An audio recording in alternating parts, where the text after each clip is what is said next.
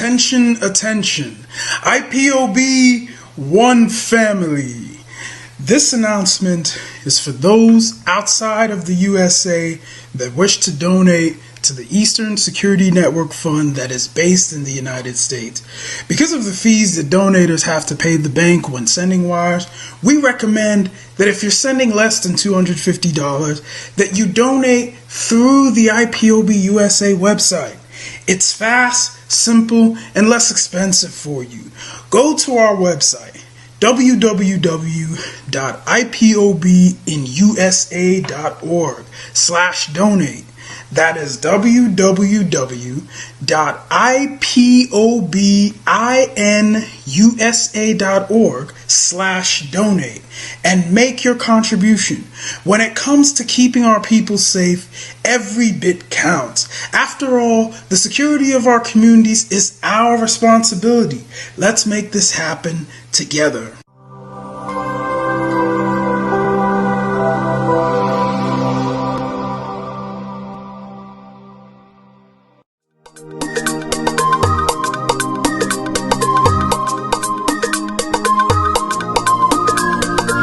Yeah, Mr. Bella once again.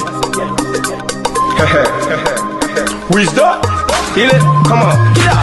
Say Biafra will not last forever. They say happy up in no go stand.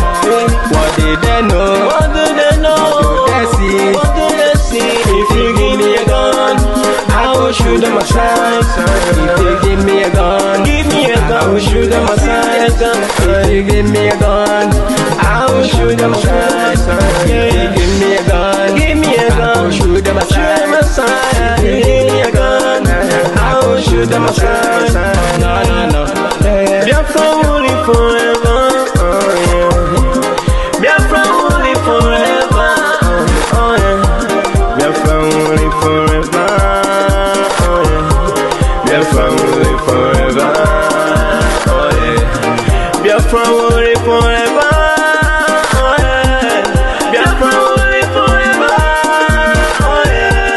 Biafra will live forever, yeah. Biafra will live forever, yeah. Ogerugo manige tetanura. They love us of Biafra. This is the time we need to come together and fight for what is belong to us. Ogerugo maniga bandizu, what make us a giant of Africa. Adam Pochinti na Hesugo, Mbogeru Nisina Nyama Kweno. Hello Lisa Binigwe, out of his wisdom, giving us somebody like nnamdi for this our race mission. Biafra will not last forever.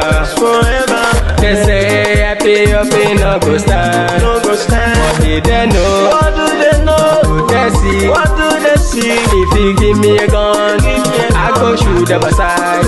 If you give me a gun, I go shoot them aside. If you give me a gun, I go shoot them aside. If you give me a gun, I go shoot them aside. If you give me a gun, I go shoot them aside. Oh no, see you for our hero, how the fighting never stop. Nnamdi kanu, but no one will stop. He cannot stop. Biafra will live forever. Believe me now. But independence for Nigeria as a corporate entity is not enough. The peoples of Nigeria must at the same time be guaranteed their freedom.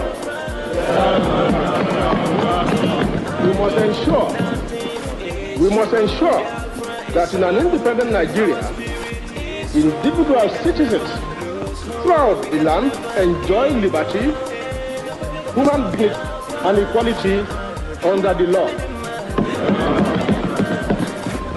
There must be one Nigeria with one constitution and one law for all. Let us therefore, Mr. Chairman, sir, close our ears to the Council of Despair, which says that we cannot here at this conference agree on a constitution.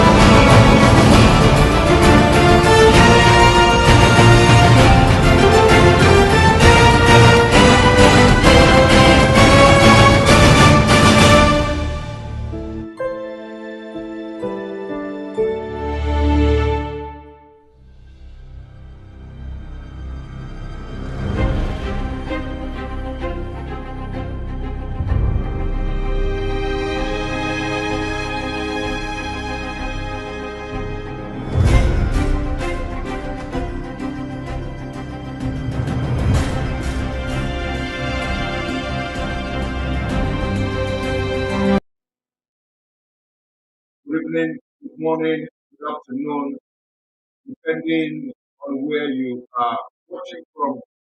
This is live and direct on Enter Biafra Channel 1.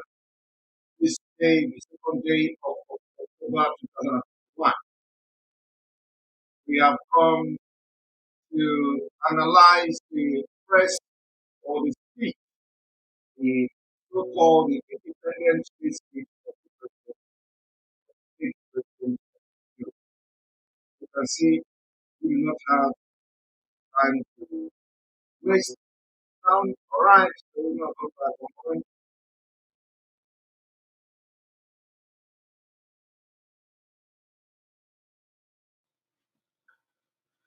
All right, I believe that the sound is better now. I believe that the sound is better now. All right, welcome to the program. Welcome to the program. You are watching live and direct on Enter Biafra Channel 1.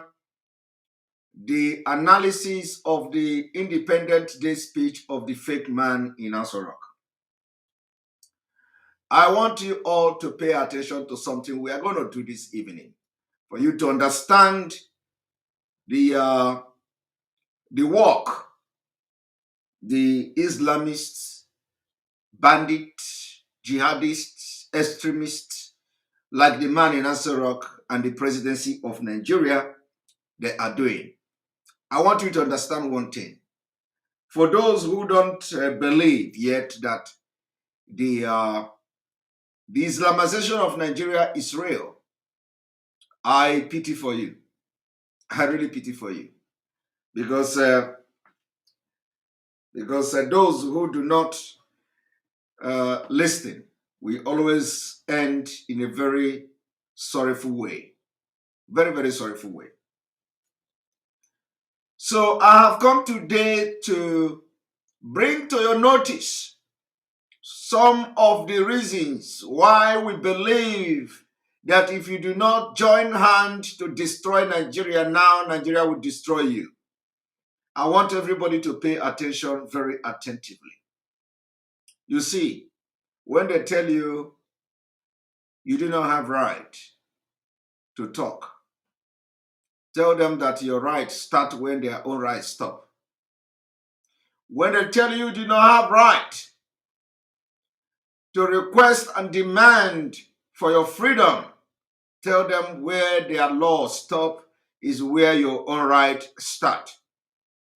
When they tell you you can't talk in Nigeria, that you have no right to request for your freedom and demand for your freedom, tell them if it is to take AK-47, if it requires taking machine gun, if it requires taking aircraft, gunboat, if it requires taking nuclear weapon to get Biafra and get our freedom, we are ready to do it.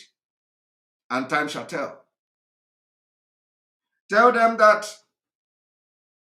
we are requesting and demanding for freedom through a democratic process. And should in case that democratic process did not work, we are ready to toe the same line like other nations. We are ready to toe the same line like other nations of the world. Those who fought war several years, we are ready to toe that line. That's why some of you must be ready. Whatever they are doing to you today is to prepare your mind for what is to come. But what we are promising you, if we go into this war at the end of the day, believe me, it can never be the same. It can never be the same as the 1967 and 1970. It can never be the same. Never. But let me tell you that from history, almost every country of the world that fought for independence went through war. That is not to say that we are preaching war, but just to prepare your mind. Just to prepare your mind that if that is what it is going to take for us to get our freedom, we will be ready for it. Not just we will be ready, but believe me, we are going to do everything to leave Nigeria. Everything. Because Africa is regarded as third world countries. Africa is third world continent, third world countries. The countries of Africa are regarded as third world. We don't know which one is the second world country. They jumped from the first, they gave you people third world. So we don't know which one is the category of the second world country. We don't know yet. But I believe that, by yourself, you can figure that out yourself.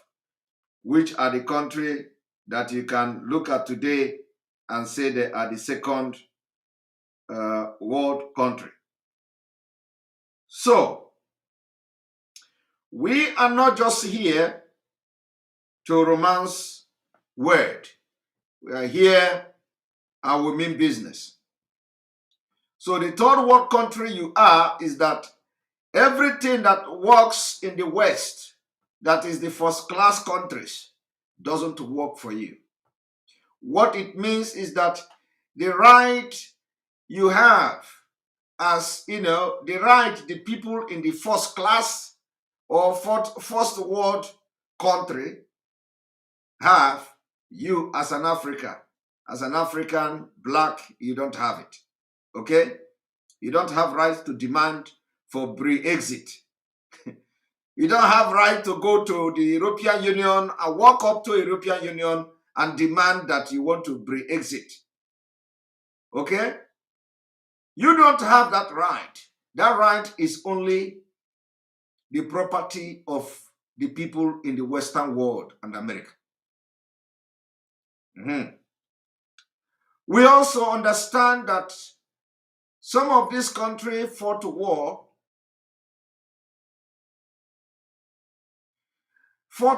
a very deadly war, to gain their freedom from different countries. Like the one I'm living in, or the one we stay in, Finland. Finland fought a very deadly war with Russia. Okay? To gain independence. People died. They fought war. Today, Finland is doing well. Better than Russia. Better than Russia. But I believe that if Finland happened to be in Africa, because at the same time, Finland understands the importance of freedom. Finland understands. Finland knows how important it is for you to have your freedom.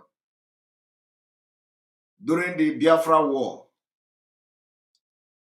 there are so many Finnish people in Biafra land working under missionaries. There are these vet doctors and what have you. They were in Biafra land because they know the importance of freedom. Finnish people supported Biafrans. Even when your children, when our mothers, when our parents were dying of hunger by starvation, Finland was in the spirit with us, both spiritually and physically. The children in Finland were being reminded on a daily basis. Each time they bring food to them in the school, they tell them, they remind them that as you are here in Finland eating, Finnish children, remember that the Biafran children are dying in Africa. Finland, in the 60s, they were in solidarity with Biafra. Those children who were also almost starving in the school in Finland here because Biafra children are dying of hunger. They are still alive today. Some of them are now 70 years. Some of them are now 80 years old. Some of them are 75 years old. And those who grow up to hear the history of Biafra, how Nigeria committed genocide against Biafra people, they tell the story. Their grandmother passed the story to their children. In Finland, they tell their children, if you grow up, fight for Biafra. I have come across several people in Finland who told me that their grandmother instructed them to fight for Biafra. Can you believe that? As they were growing up as kids, their grandmother instructed them, when you grow up, fight for Biafra people.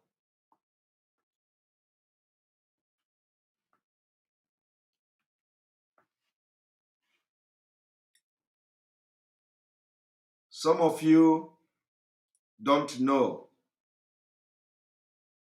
You don't know this. When we do some of the things we do, you don't know what we're doing, where it is coming from, the inspiration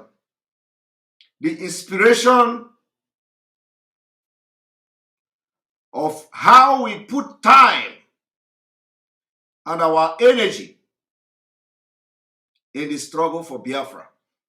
You don't know where we draw that inspiration. You don't know. But what I'm telling you today is a fact. As I'm talking to you today, there are Finnish people who never visited Africa in their life.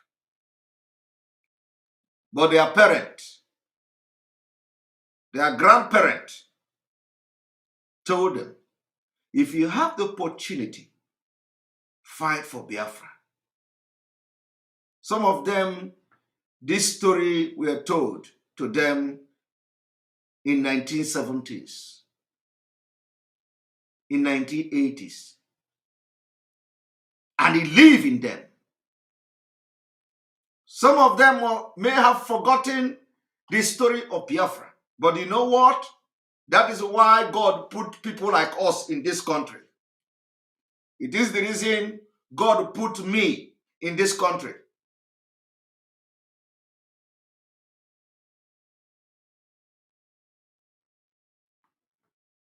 I had the opportunity to go to the United States to study free of charge.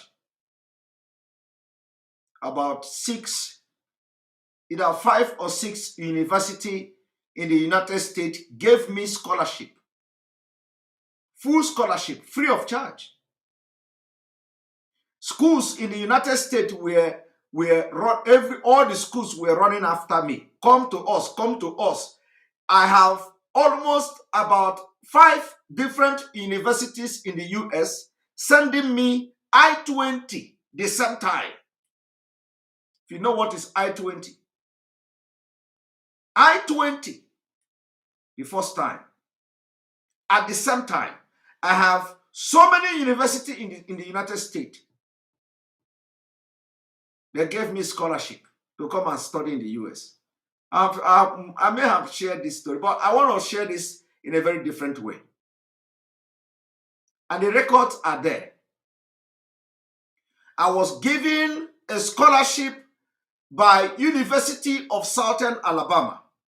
The records are there. I was given a scholarship by University of Memphis. Go check it. The records are there. I was given scholarship by McKendree College. I was given scholarship by Missouri Baptist University I was given scholarship by Pasos, Texas.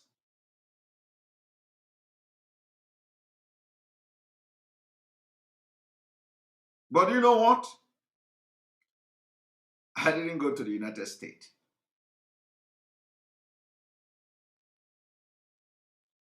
So that is the reason why, for those of you, I can begin to mention names of great universities in the US who want to meet today, tomorrow, then.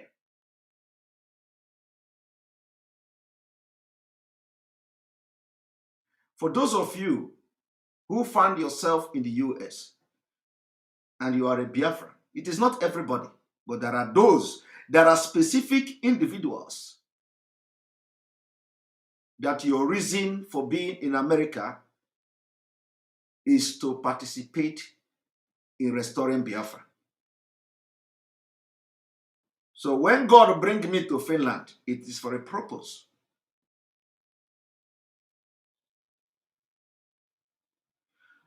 But I'm not telling you this to understand it. It's the things of the spirit. Alenora Okoro say, your accent would have been real cowboy.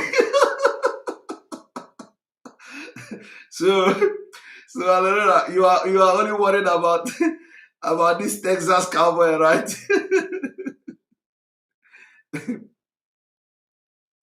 Because sometimes when you are looking at and listening to all these things going on, you just wonder, because a lot of people, what people don't know is bigger than them. I always say this thing: what you don't know is bigger than you.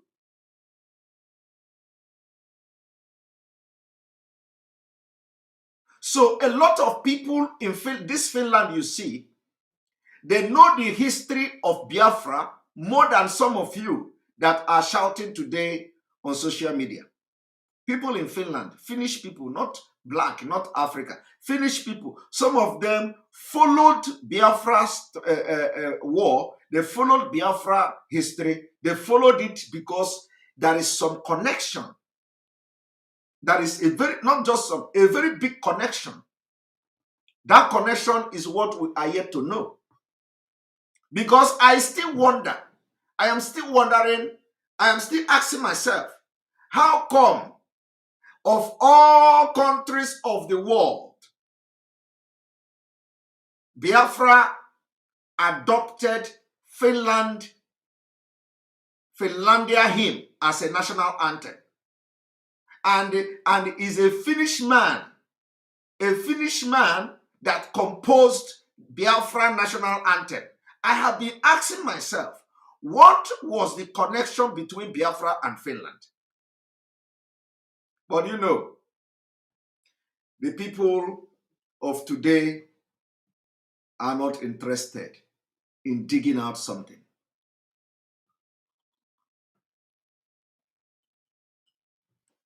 They are not interested.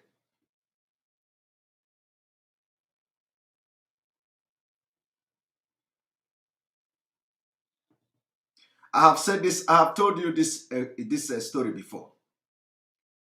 A man called Joan Sibelius. Joan Sibelius composed Biafra national anthem. And he was the man, one of the greatest violinists, or pianist, or whatever they call it. He was one of the greatest. He composed Biafra national anthem, national hymn called Finlandia. He composed Biafra. So my people, I want you to just sit back and watch, and just, violinist or something. I want you to just sit back, think about this, that as far back as 1960, 1961, 62, 63, 64, 65, 66, 67, Biafra national anthem was composed by a Finnish man. As far back, vocalist, or as far back as 1967. Somebody from Finland composed Biafra national anthem.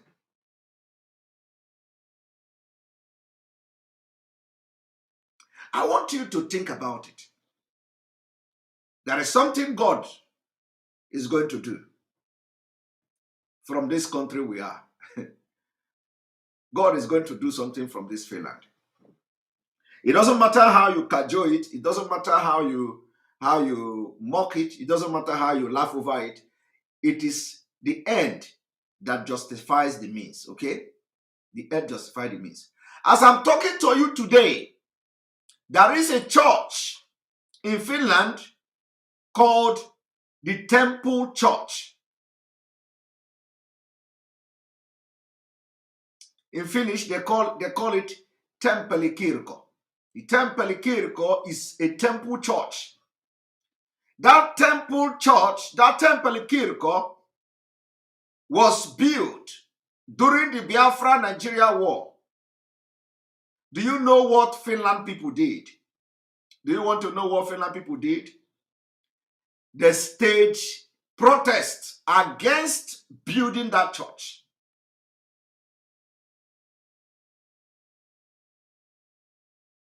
Finland people say you can't use this money, millions of mark, Finnish mark, to build church while Biafra people are dying of hunger.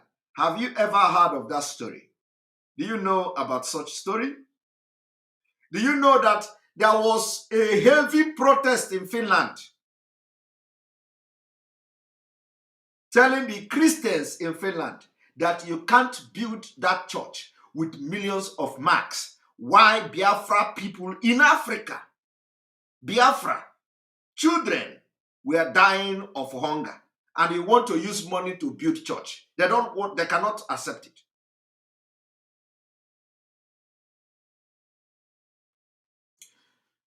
Do you want to see the video? Do you want to see the video? I'm not prepared to show you I said today is to analyze the man in Asoro. But I just want to lay a foundation before I go into what I'm about to do today. So do you care? Do you want to see the video of Finnish people protesting against building a church? And they want the government of Finland, they want the church of Finland to send the money to Biafra for them to get food. Do you want to see the video? Everybody want to see the video. Now, you know our own is that we they do it a show.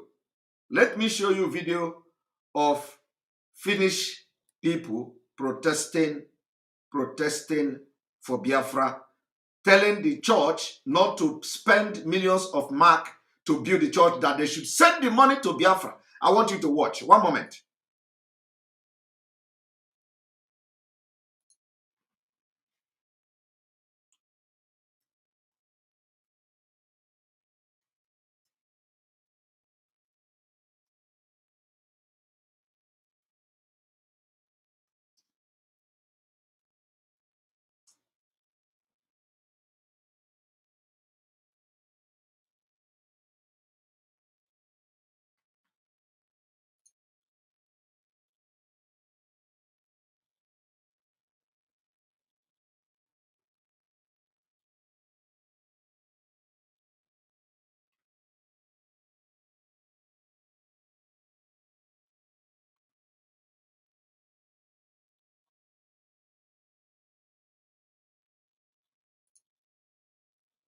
One moment.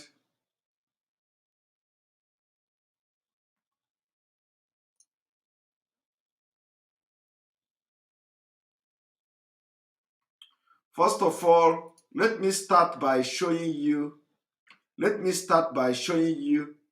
the picture of Biafra on the rock.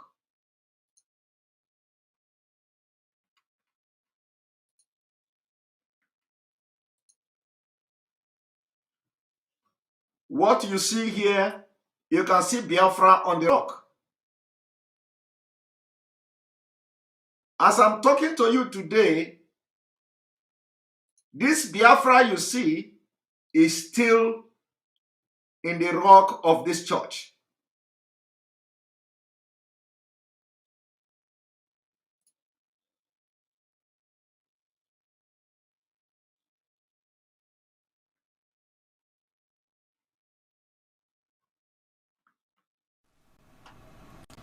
Hei vaan, mä oon pastori Hilkka Niemistö ja me ollaan täällä Temppeliaukion kirkon huoltotunnelissa.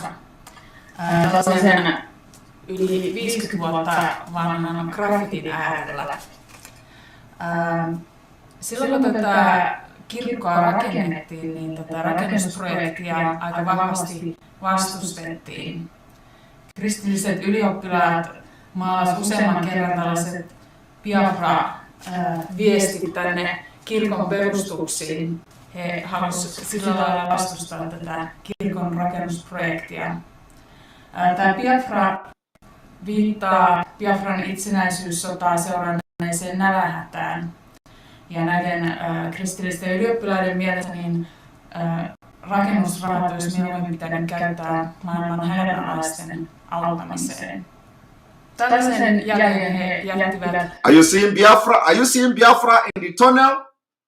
This was done by university student in Finland, Finnish university student. And this thing you see is still there in that church till today, after 50 years. And I'm going to bring a video where Finnish people were protesting. Let us watch. This is a story. Ja jokainen meistä elämässään jättää tietysti monenlaisia jälkiä. On niitä jälkiä, joista olemme ylpeitä ja onnellisia, joita haluamme esitellä muillekin.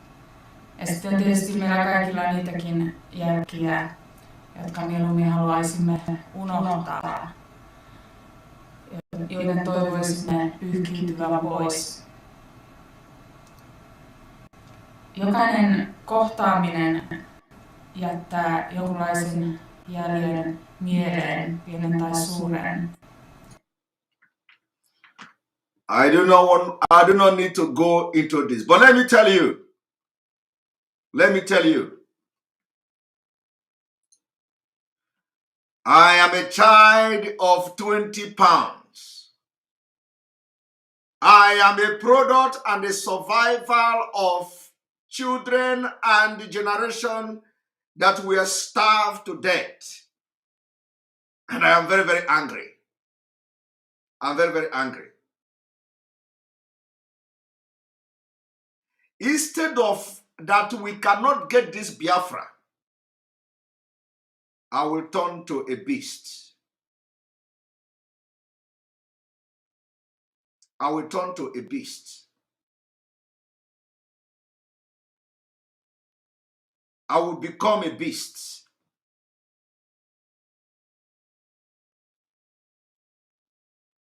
You see those children that you see, you count their ribs. You count their ribs and their stomach are big. You see their stomach swelling up every day. We came from them.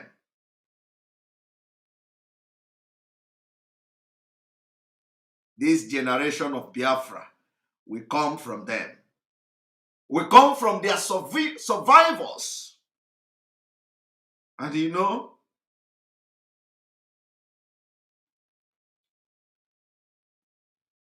I will be a beast. I will be a beast for Biafra to come.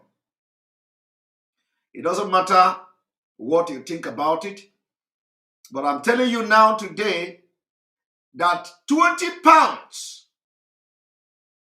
we are the product, the end product of 20 pounds each. We are the end product of Kwashoko. We came from Kwashoko. Malnutrition, starvation, genocide. But our grandchildren, our grandfather, our fathers, they survived it.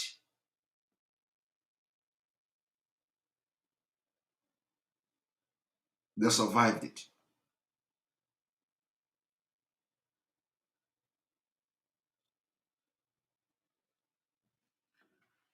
I want you to document the video I am doing because, because it will go down in history of humankind. How we are going to get this Biafra, or at least how we are going to disintegrate Nigeria. How we will dissolve Nigeria will go into the history of mankind. And I will be part of it. As some people are beating their chest to be part of the ethnic cleansing, jihad, killing, terrorism in Nigeria, they are beating their hand to be part of bandit. I am beating my chest. I will be part of those that will dissolve Nigeria. It doesn't matter what it takes. I'll be part of it. Now, I will bring the video of the protest of Finnish people in the 60s. One moment.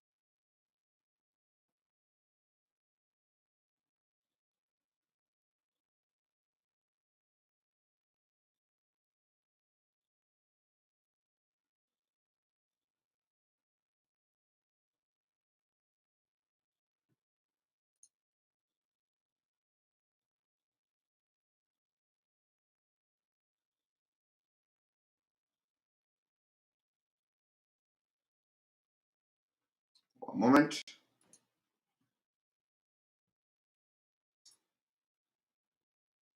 Because I didn't prepare to show you this, but I have to.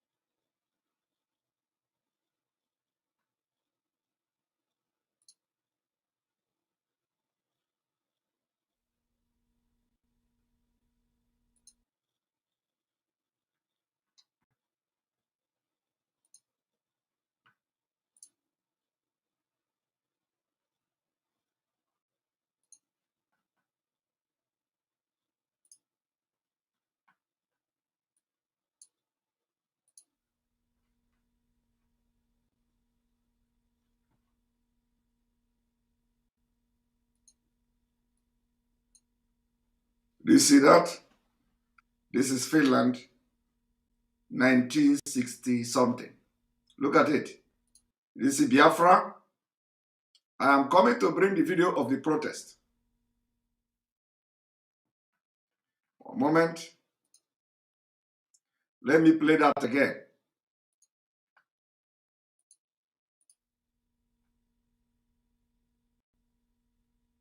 Do you see that in the church? Do you see that?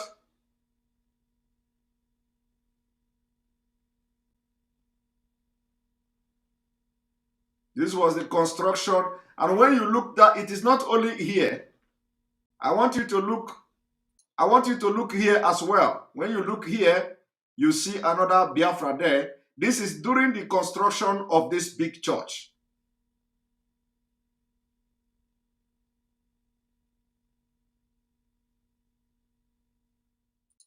You see Biafra there? Now I want to bring the video.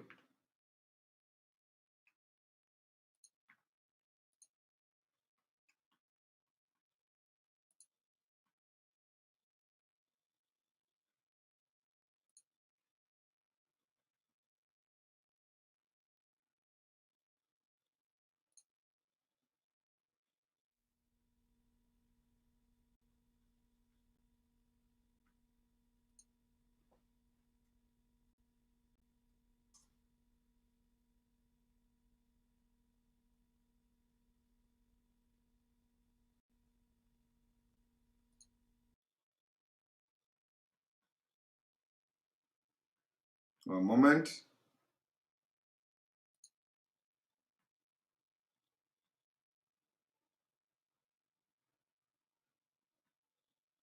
This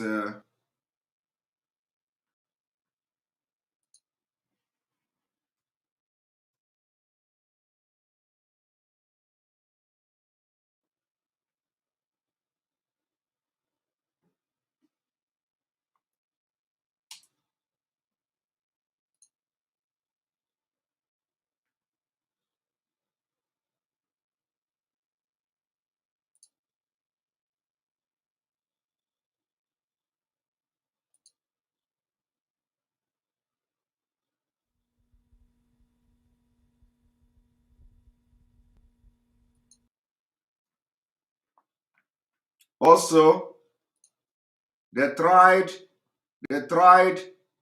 to clean this test at some point. Some of the tests, they tried to clean it.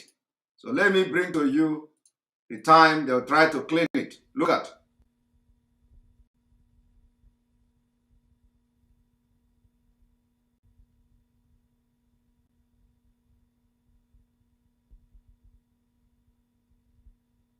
They tried to clean it. It was not possible. You see, it was not possible as they tried to clean that Biafra from that war. The people used something that nobody know, nobody know what kind of material they used to do that.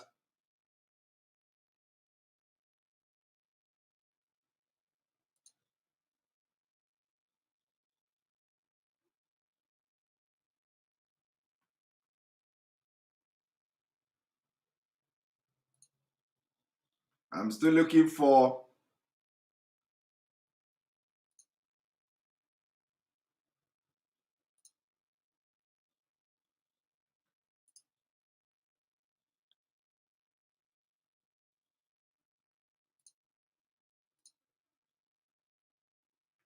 Nigerian liittovaltiosta eronneen Biafran takaisin palauttamiseksi käyty sota on nyt raivollut 14 kuukautta ja Biafran alue on pienentynyt kolmannekseensa. Liittovaltion joukot ovat katkaisseet kaikki maa- ja meriyhteydet ulkomaailmaan ja ainoa tie ulos Biafrasta kulkee lentokentän kautta. Biafran nykyisin 11-miljoonainen kansa taistelee pienellä muutaman 10 000 miehen armeijallaan monta kertaa suurempaa Nigerian liittovaltion armeijaa vastaan, joka armeija kuitenkaan sekään ei ole eurooppalaisen mittapuun mukaan suuri. Sotaa käydään melkein yksinomaan teitä pitkin ja biafralaiset ovat joutuneet perääntymään kuukausi kuukaudelta, kilometri kilometriltä, hitaasti, mutta varmasti. You see, that was a Finnish journalist reporting about the situation in Biafra, reporting to Finnish people. He came back and he was reporting to Finnish people. And of course, even if I don't get that video of that protest, now I have to bring it later on because I didn't prepare for this. Unfortunately.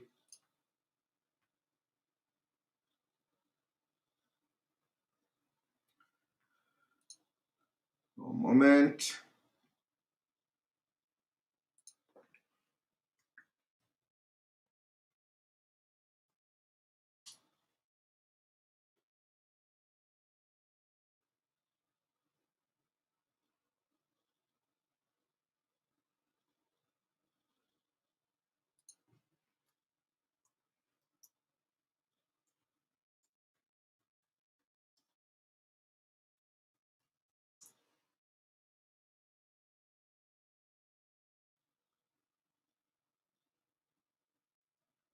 I will have to get this and bring it later on to the program. So because anyway, let me not waste much time here. I will have to. One moment. I will have to.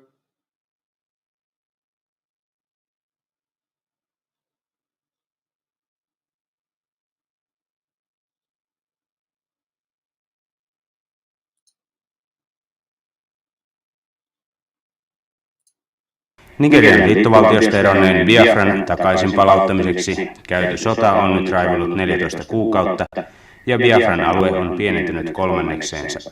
Liittovaltion joukot ovat katkaisseet kaikki maa- ja meriyhteydet ulkomaailmaan ja ainoa tie ulos Biafrasta kulkee lentokentän kautta. All right, I'm going to. I promise you by. Yes, I will bring it up. I promise you by tomorrow. By tomorrow, I'm going to bring that video because I can't begin to look for. I didn't prepare for this, but anyway, the thing I'm trying to say here is that God has positioned some of us in a place where we have to do something for Biafra, and some people may have forgotten the role Finland played, how they love us, and they continue to show that love for Biafra people because they know we are hardworking people. They know we know majority of Biafrans, we are Christians. They know we are not terrorists. We are not, terrorist people. We love life and all that. So the connection between Biafra and Finland has existed for as long as possible, as for decade. So this love, this bond between Biafra and Finland, we don't know how it happened. We don't know we don't know how it come about. But we believe that a very serious and a very strong bond between Finland and Biafra. And we know that when people are not talking, when awareness is not being created, people, tend to forget. So it is the responsibility of us who find ourselves in these countries to reawaken the subconsciousness of the people of Finland, to understand what they have forgotten and what they were told and what they were taught about Biafra people in the 60s, in the 70s, and in the 80s. So, and that is why some of you, when these things is happening, I will just be laughing. I will just be laughing at those who don't know history and who don't know what is going on. So, on this note, we have come to just analyze the president's speech, and this speech is what we're going to go straight to now to analyze it. And why I'm going to analyze the president's speech is for you to understand the danger that is coming your way, for you to understand that for the only responsibility that you have as a non-Fulani man in Nigeria, if you are not a Fulani man in Nigeria, the only responsibility you have now is to join her to destroy and dissolve Nigeria. Because if you don't do it, Nigeria will kill you. Now I want you to watch this.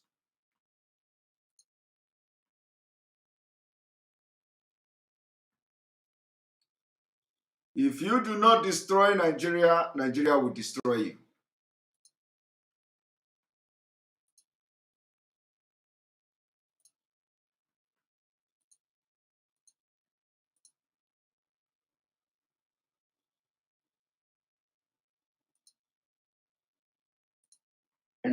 After COVID-19 related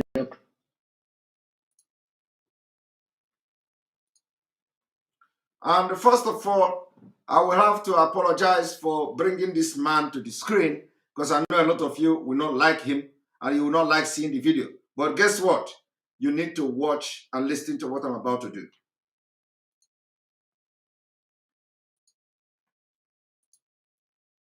We have also seen the resurgence of insecurity in certain parts of the country. In the last 4 months, the gallant men and women of the military and security agencies have made tremendous progress in addressing these new security challenges. I want you to listen to this man.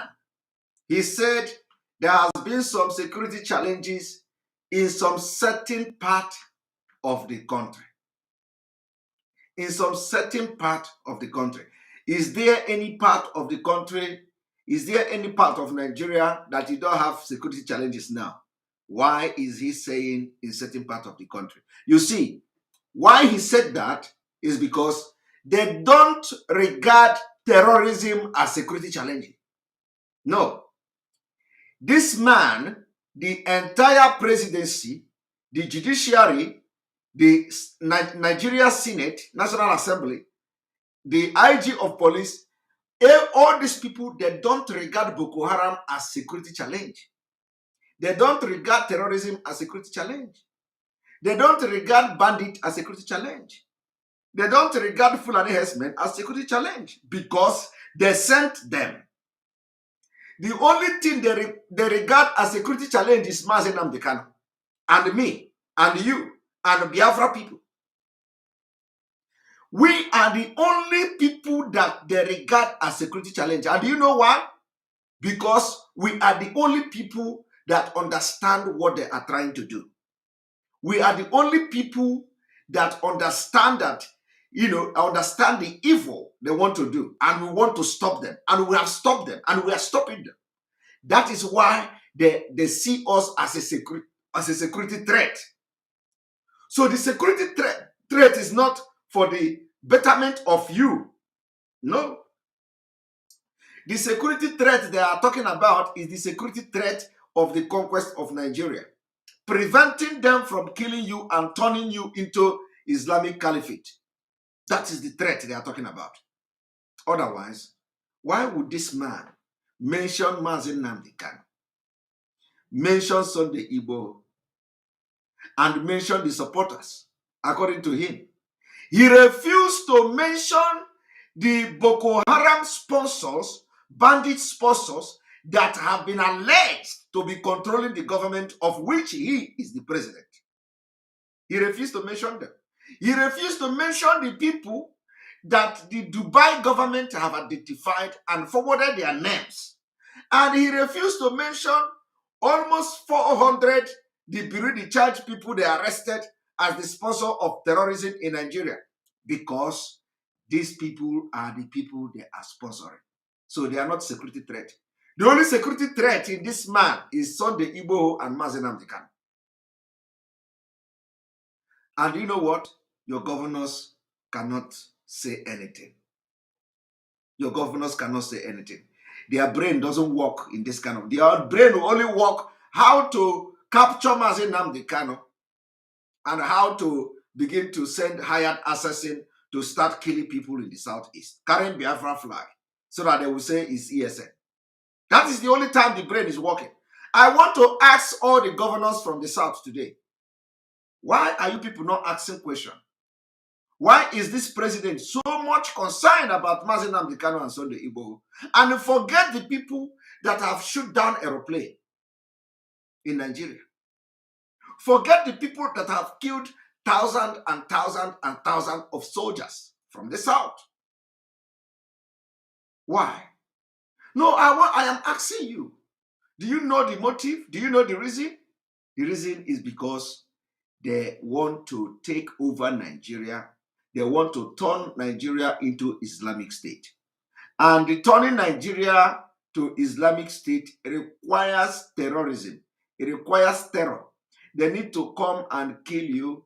They create fear in you so that anytime they come to talk, Anytime they want to talk,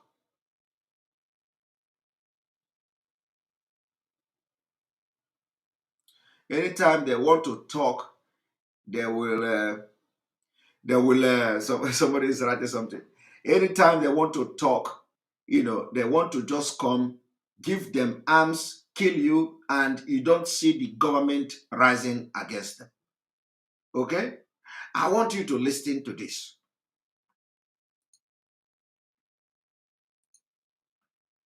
Are taking the fight to our enemies from all angles, and we are winning. Earlier this year, I launched the Integrity National Security and Waterways Protection Infrastructure, the Deep Blue Project, which is designed to secure Nigerian waters up to the Gulf of Guinea. I am happy to inform Nigerians that we have taken delivery of key assets for this project, and very soon its impact will be felt. In the northeast region alone, over 8,000 Boko Haram terrorists have surrendered. To support our side. Did you hear that? In the northeast alone, over 8,000 Boko Haram have surrendered. Do you know what that means? What it means is that you have now almost 8,000 Boko Haram serving in Nigeria Army. You have Boko Haram, 8,000 of them serving in Nigeria Police. You have 8,000 of Boko Haram shared and distributed, into all this paramilitary and military organization in Nigeria.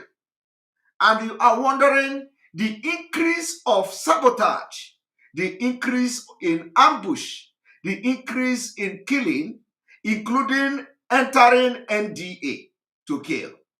If you wonder why, the security have deteriorated to the worst, is because 8,000 Boko Haram have repented, surrendered. And as they are training them, they are injecting them into the society. You all watch the one they captured in Katsina, one of the bandits. They say he has repented, he came to surrender, and he is doing the double face. He goes to bandit, he come back, and mistakenly they captured him. They captured him in Katsina. They paraded him by mistake. And they confirmed that he is one of the repentant bandits. This is exactly what every one of them are doing. All of them are doing this. They say the Boko Haram, you can imagine where somebody have ideology to convert you into caliphate. And then all of a sudden, that ideology is not there again. He came back and after killing soldiers, committing all manner of crime, he came and hands up and drop the dang gun. And then you take him to a place where you will be feeding him. After feeding him, he will be pretending that he's good. On a mission. The mission they send him is to make sure he behaves so well for them to allow him to enter Nigeria Army. And they don't even pass the military because they are already trained how to handle gun. So the Nigeria Army now, they are thinking that they are recruiting them cheap. Of course, that is for those of our assaulted brothers who don't know what is going on. But those who are their commanders knows what is going on. They recruit them. And the next thing is that every day they are attacking military barrack. Every day they are attacking military formation. Every day they are killing the Nigeria Army. Every day they are ambushing them. And the ambush have increased because 8,000, you hear it from the Nigeria president, 8,000 Boko Haram have been injected into the society. Repented, trained. Nobody is asking questions. That is the reason why we are going to do everything, including mistake. We will do it to get this thing done. Now I want you to watch. Approach to fighting banditry. The Nigerian Armed Forces have recruited over 17,000 personnel across all ranks. They have recruited 17,000 across all ranks. Nigeria Army alone, Nigeria Army have recruited 17,000 Now, inside that 17,000, the 8,000 he talked about were also included. Okay? 17,000 has been recruited so far. And inside that 17,000, you have 8,000 Boko Haram people. Do you understand what I'm talking about? Now let us watch. Furthermore, I have also approved for the Nigerian police force to recruit 10,000 police officers annually over the next 6 years. You see, they are charging the Nigerian police force to recruit 10,000 policemen annually for over the next 6 years. Do you know why? Because they want Boko. They are calculating. They have time now, time frame. They want every Boko Haram member to occupy Nigeria police. Let me tell you one thing. Some of you who think you have brain, as you are shouting, oh, IPOB, go and form political party. Go and bring people who are pro-Biafra, elect them in Biafra land, elect them to National Assembly, elect them to governor, elect them, let them start fighting for Biafra. My people, the same way you are saying, let us elect them, elect Biafra, which we know it is not possible. It is not possible because they know what you know. These people control the INEC, they control the police, they control the military, they control the judiciary, and they are using the few individuals they have to control the idiots, criminals that we have as politicians. So the same way you are advocating for people to go and start electing those who are pro-Biafra so that we'll get Biafra is the same way they are not advocating. They are injecting terrorists who will turn Nigeria upside down in their different field of services, from army to police. Okay? So which one is going to be more effective? Is it this your election through the political process that is never guaranteed? Is it the Fulani own that we use the military strategy and terrorism? And the terrorism is being committed by those in the Nigeria Army and Nigeria Police. So which one do you think is more effective? So we do not need those processes. It is late. Those coming to advocate, go and form politics, go and do this, and go and do that. It is late. As a matter of fact, when this whole thing started, some of you didn't know now. Some of you never believed that the situation will be as bad as it is now. You don't know. But today, you have seen that the situation is very bad.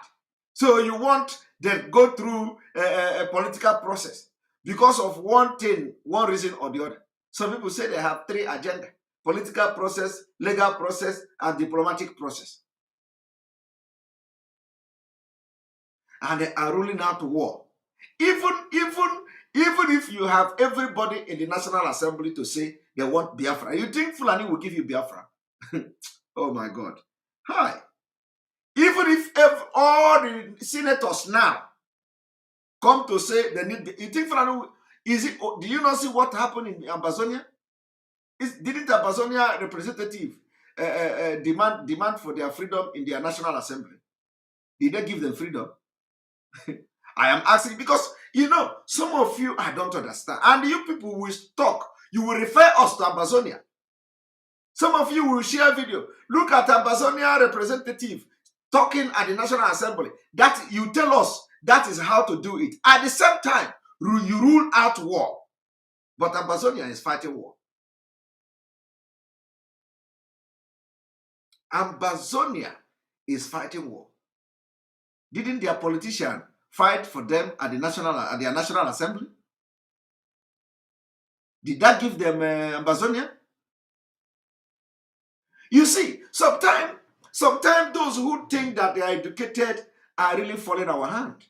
Because every day I have had this kind of, people sending, look at what Amazonian did. Look at how the man was coming to the National Assembly in Cameroon to shout that their people are doing this, are doing that, that this is how Biafra should be doing. And when you listen to them, they tell you, look at all the Ambazonian politicians. They are fighting. But Biafra own, they are not fighting. As the Ambazonian politicians are fighting, have they gotten the freedom? Did they conduct referendum? So I just ask a question.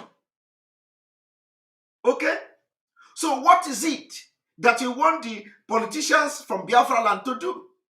That you think that if they do it now, Nigeria will say, okay, let us organize the referendum for you. Nothing. Those people, those politicians are as useless as anything. They are worthless. That is why I challenge them. I challenge them, those who say they want to do political process to release Nnamdi Kanu. I say, okay, go and release Nnamdi Kanu. Let us know that you have equal right as Gumi and Erofai and co. That Nigeria that you people are advocating that we must stay. I am talking to the leaders now. Prove to us that you are a citizen of Nigeria, first class citizen. And let them treat you like they treat Gumi. Okay? Remember, Boko Haram was found in the house of governor, a serving governor in Nigeria. Remember that Dr. Malafia have come to say that a serving governor is the commander of Boko Haram. This man did not mention that they have investigated that case. But they are investigating those sponsoring Mazi Nnamdi Kanu and Sunday Igboho. And they have come to say there are some of them at the National Assembly. But he did not mention that a governor is a commander of Boko Haram, serving governor today. So my people, I want to tell you something. Before you delve into this particular struggle and begin to talk in, some of this intellectual stuff, make sure you have knowledge very well. Because if you are against us, any day we'll remember you. We will rubbish your education. Objectively. And I know some of you who have used Ambazonians to give example. You will be ashamed of yourself now. Because I have not talked about this whole thing.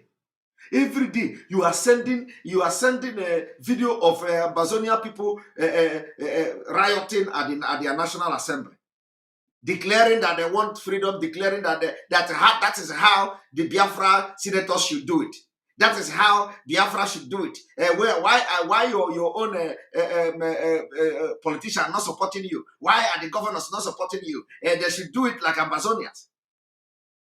And when you listen and you want to wait how the Ambazonia own is now, you will be wondering, are these people human beings at all? How can you be advocating that the governors should go to Abuja to say, give us Biafra? How can you be advocating that a senator is elected and city senator should go to National Assembly and say, I want Biafra?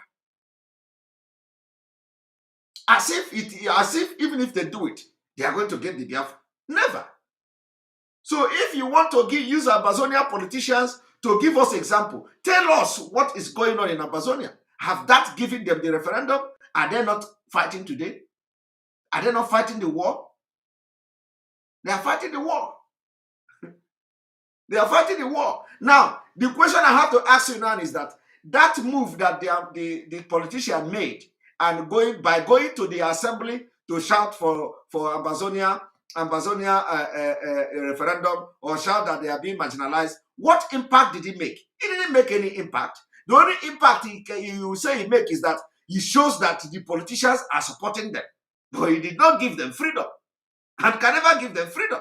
The same thing is Nigeria own is worse than Cameroon. Okay? Nigeria own is that they are going to kill them. Because we are dealing with demonic people. They are going to kill them. And those people still want to live. They still want to live. They have children. They want to live. So if you want to tell us, if you want to give example, if you must use something to give example to us, let it be that the thing you are using to give that example have worked. And the result we are looking for, that they did it like that, it will work for them. Okay? Why am I saying this? Why I'm saying this is that those of you who want to go political process, you are wasting time. The time for political process is gone, completely gone. That is why election in Anambra must not be allowed. That is why election in Biafra land must not be allowed. Because each time they tell you, you need people in Anambra, you need people in Igbo State, you need people here, you need people there. All the people you have been needing, how have they helped you? All this while, you have been needing people in Anambra, needing people in Owerri, needing people in Abia, everywhere, but you need people. How have they contributed to saving the life of Biafrans as the military and the Ibubago are now slaughtering our people? How have they protected you? They cannot protect you. They cannot protect you. So for how long are we going to be talking about this political process?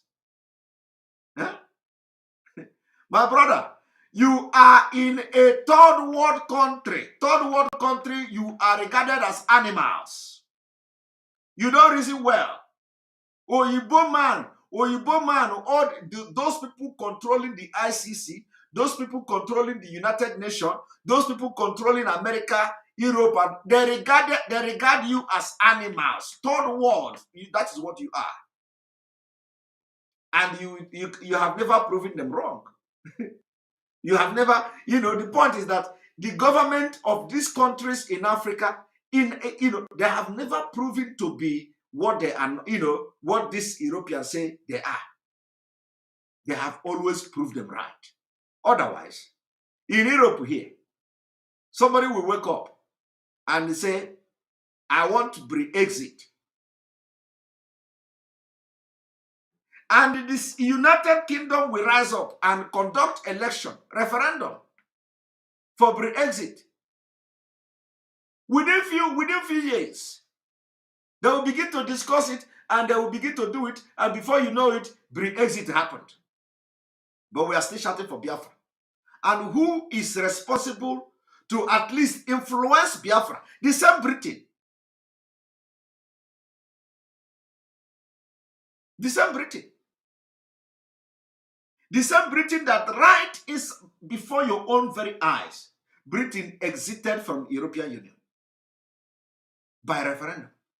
Now, ask them now to support the referendum in Nigeria. They refuse. But you know what? They will not have a choice when the time comes. When the time comes, they will not have a choice. There is no choice for them when the time comes. And the time is coming. It doesn't matter how many people you kill. It doesn't matter how many agitators you kill. It doesn't matter. Even as you are killing them, those that are staying and are coming up will be more dangerous than the ones you've killed. So at the end of the day, you'll find out that you just wasted people for nothing. Honestly. Because other ones that will come will be very dangerous and will be ruthless than the one you have killed. So at the end of the day, you know that you are just wasting time. Because what is good for you is good for me. If Brexit is good for you, Biafra exit from Nigeria is good for me. If the referendum for Brexit from European Union is good for you, conduct Biafra exit referendum in Nigeria, it is good for me. Why is my own right different? Why should I depend on you to get a referendum? But you know what? By the time we go into battle, into this war that they are looking for, that already is there. By the time we go into this war, I just, well, let me just not talk too much. But I want everybody to think about it. Think about it. Now, listen to your president or your fake, of course, to their president, not your president. I am also pleased to note that most of the Air Force platforms we acquired over the past 3 years have started to arrive in Nigeria. These will positively impact on security operation in all parts of the country. In line with Section 14, subsection 2B of the 1999 Constitution as amended, the security and welfare of Nigerians continue to be the prime focus on which programs and projects of our government revolves. Therefore, as a government, we are ready to arrest and prosecute all persons inciting violence through words or action.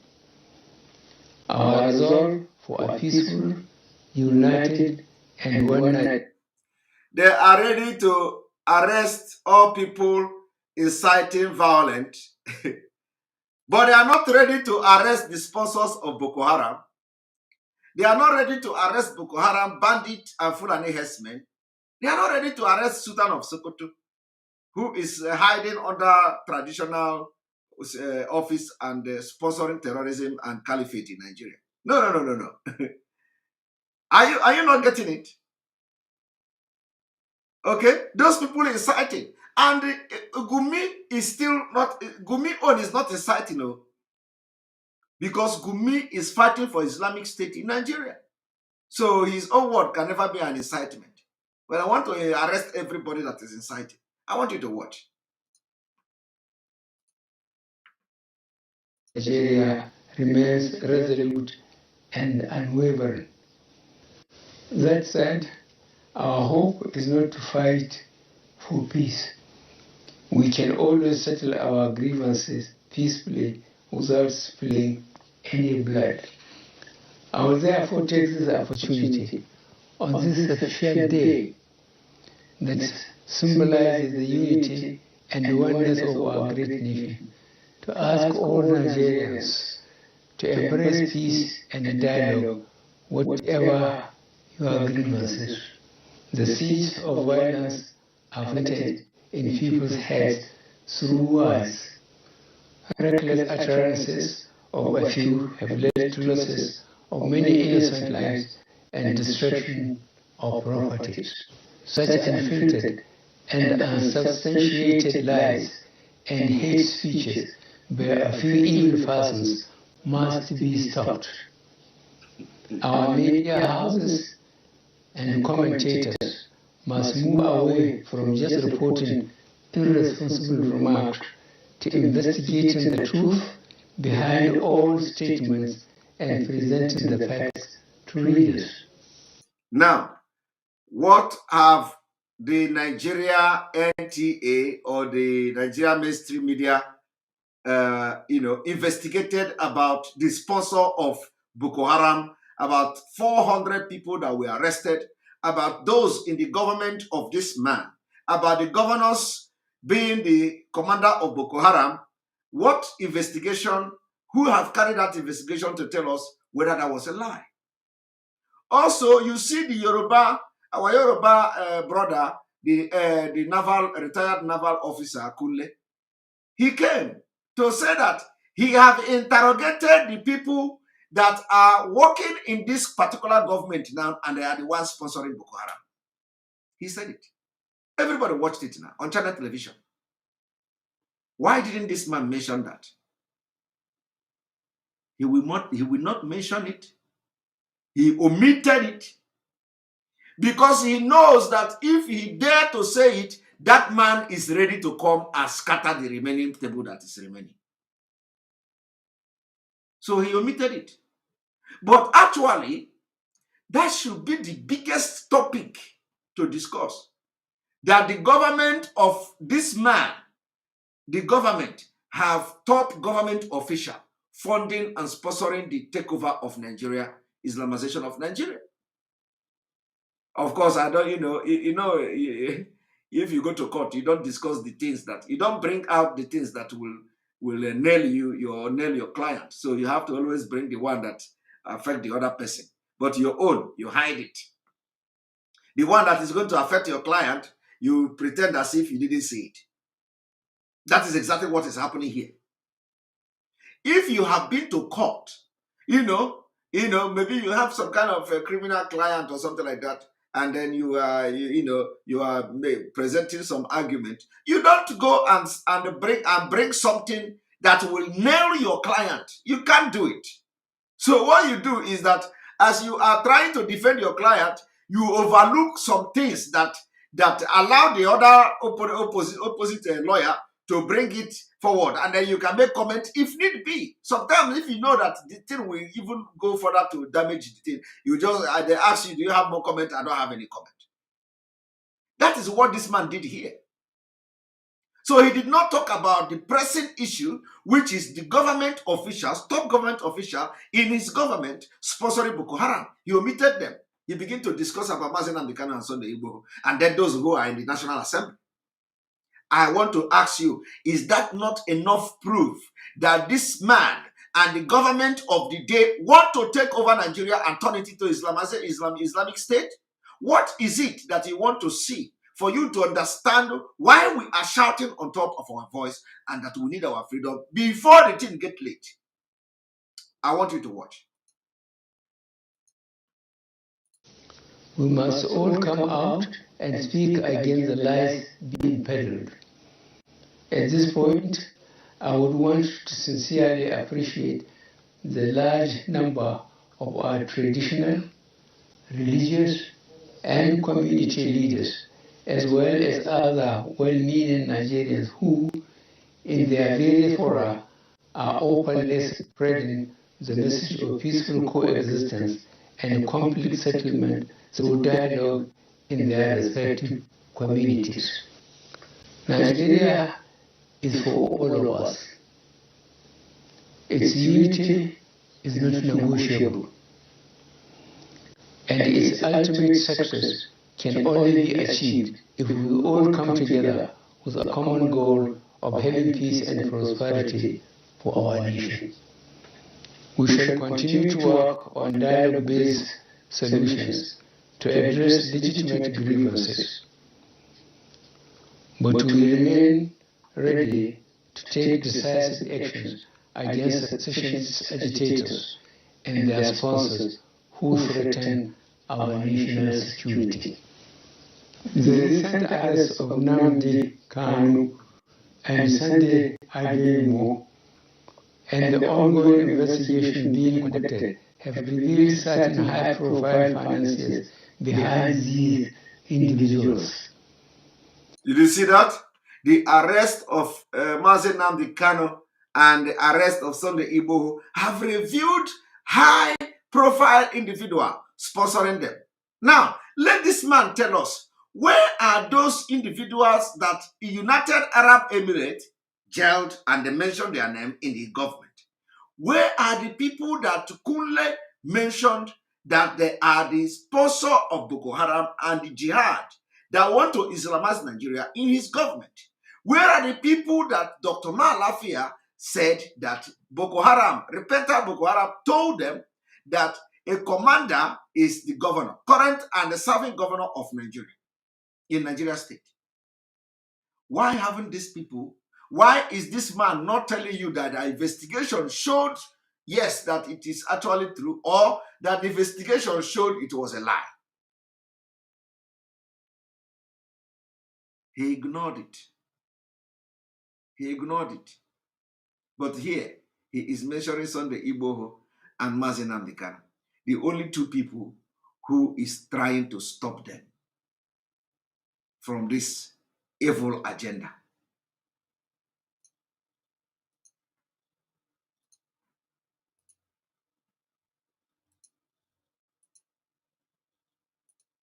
Against secessionist agitators and their sponsors who threaten our nation can only be achieved if we all come together with a common goal of having peace and prosperity for our nation. We shall continue to work on dialogue-based solutions to address legitimate grievances. But we remain ready to take decisive actions against secessionist agitators and their sponsors who threaten our national security. Did you hear that? He said that they are ready to dialogue and listen to a genuine grievances. Okay? But when it comes to secessionist agitators, no. They are not genuine. There is no genuine grievances in secessionist agitators. Did you hear that? I want you to listen to it again.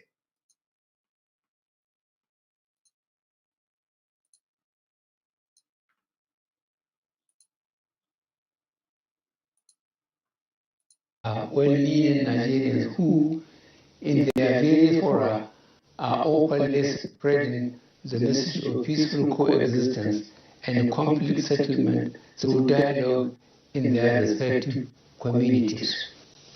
Nigeria is for all of us. Its unity is not negotiable. Nigeria is for all of us, for all of you. How many people do you have in the cabinet? And how does that reflect the Nigeria that is for all of you? How many people do you have in the Security Council? And how does that represent the Nigeria is for all of you? How many people do you have in the executive, judiciary, and the legislative? And how does that reflect Nigeria is for all of you? How many people do you have to head the NNPC? How does that reflect the Nigeria is for all of you? How many people do you have heading the Nigeria Army, Nigeria Police, Custom, Immigration, Civil Defense, Navy, and all what have you? How does that reflect Nigeria is for all of you? I want you people to listen. And its ultimate success can only be achieved if we all come together with a common goal of having peace and prosperity for our nation. We shall continue to work on dialogue-based solutions to address legitimate grievances. We shall continue to work on dialogue-based solution for legitimate grievances. Are you hearing that? We shall continue to use dialogue for legitimate grievances. Now, listen to the next thing. But we remain ready to take decisive actions against secessionist agitators. But we remain ready to take actions against secessionists and agitators. Do you hear that? My people, are you hearing what I'm hearing? Oh my goodness. I want to play it again. I want to play it again. With a common goal of having peace and prosperity for our nation. We shall continue to work on dialogue-based solutions. We shall continue to work on dialogue-based solution to address legitimate grievances. To address legitimate grievances. But we remain ready. But we remain ready. You see, so people agitating doesn't have any legitimate grievances, so leading to the agitation. No. Now he said they remain, but we remain ready to take decisive actions. To take decisive actions against secessionist agitators. Against secessionist agitators and their sponsors. Who threaten our national security. Who threaten our national security. Hi! Oh my goodness. You see, in all these things,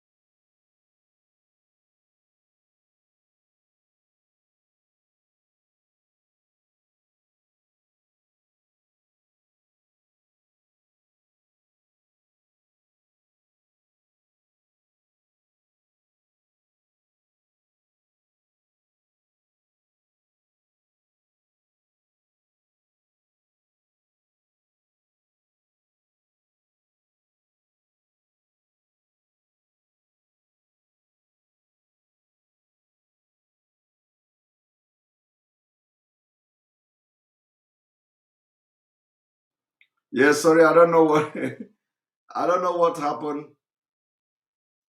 The whole thing just yeah, I don't know. I don't know what happened. The thing just went off. We are back. Can you hear me?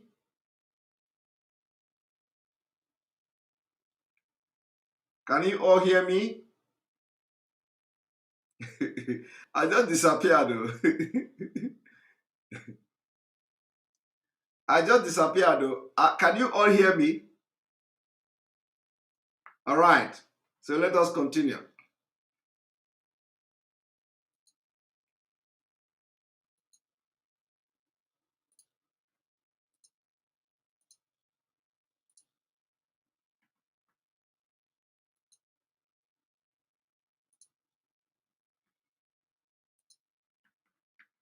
So do you all hear me? You see? The recent arrest of Nnamdi Kanu and Sunday Adeyemo and the ongoing investigation being conducted have revealed certain high-profile financiers behind these individuals. We are vigorously pursuing these financiers, including one identified as a serving member of the National Assembly. Did you hear that? They are all this threat. They are pursuing the sponsors, including one serving member of the National Assembly. And you know, of course, I don't need to be telling you now. You know who they are going for. Abaribe. They want to go for Abaribe. Let me tell you one thing. Oh my God. Somebody said everybody's like wizard. You know who they are going for. They are going for Abaribe. Okay? Now, one thing you should know, this is the reason why the entire human being from southern Nigeria must rise up now and demand Nigeria dissolution. Okay? Because this is how they will be doing this tumbom until they destroy everything. And by the time we are going to come with anger, oh my God. You see, nobody will be safe. Oh. Nobody will be safe in this war that is coming. Okay? The entire southern Nigeria must come together now and they say enough is enough. Enough is enough. What they want to do is to bring down anybody that they see as obstacle for Islamization of Nigeria. Look at this man. He read all these things. He did not read, he did not tell you the people that they have investigated, those who we know that name have been submitted, who we know that are official document from outside Nigeria. He didn't mention them. He didn't mention those allegations, strong allegation from a very intelligent officer who have come to confess. He didn't mention that they have investigated that. He did not mention Dr. Man Lafia's allegation, who was a deputy governor of the Central Bank of Nigeria. His allegation must be taken very seriously. He didn't mention that. He did not mention the document from the United Arab Emirates. He did not mention the document, even the announcement that 400 Birudi charge has been arrested. He didn't mention that because anything terrorism doesn't bother them. Is not considered as security threat. Is not considered as national security threat. That is why we must do everything to leave Nigeria. Everything possible, humanly and inhumanly possible, to leave. Because this is complete government sponsoring terrorism. That is why this man cannot mention one thing about Boko Haram sponsors. He cannot mention one thing about bandit sponsors. He cannot mention one thing about, he cannot tell you that they have now investigated and there is somebody who is responsible for sponsoring the bandit and Boko Haram.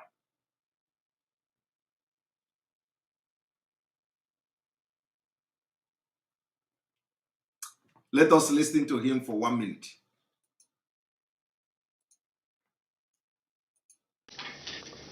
Fellow Nigerians, This is a clear example of how people abandon their national leadership positions for their selfish gains. You see, he now come online on national television to begin to address Abaribe. Because there is no other person. Abaribe, the man who called himself a president, Abaribe is now his problem.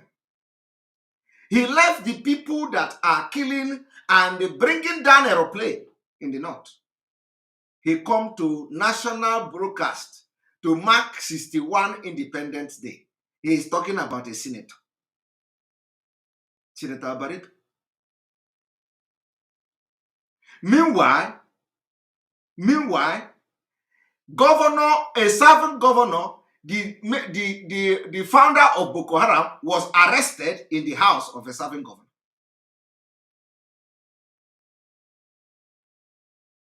And that man is still alive.